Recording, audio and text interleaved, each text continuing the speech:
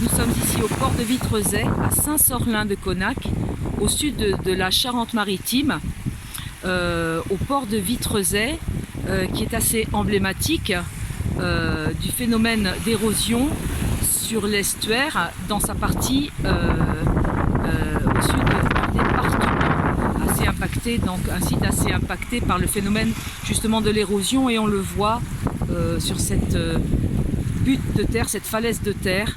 Rencontre avec Raphaël Musso, qui est un scientifique de l'association Biosphère Environnement, et qui va nous parler de ce phénomène.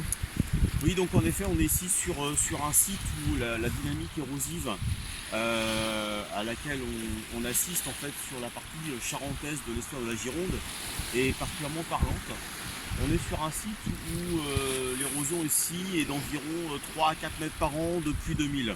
Donc là, ce sont des mesures qu'on a fait en analysant un petit peu ce qui se passe sur des images satellites entre l'année 2000 et l'année 2016.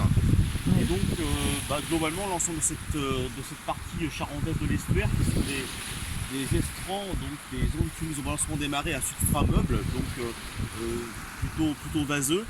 Donc se soumet une dynamique érosive assez importante d'environ 1 mètre par an. Et ici, on est sur une partie où l'érosion est particulièrement importante.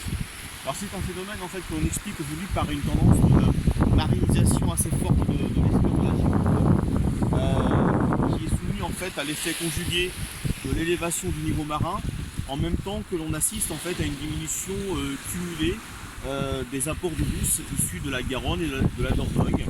Donc en fait on a un stock de particules en suspension aujourd'hui qui se déplace, qui a tendance à migrer en amont, ce qu'on appelle le bouchon vaseux qui migre en amont.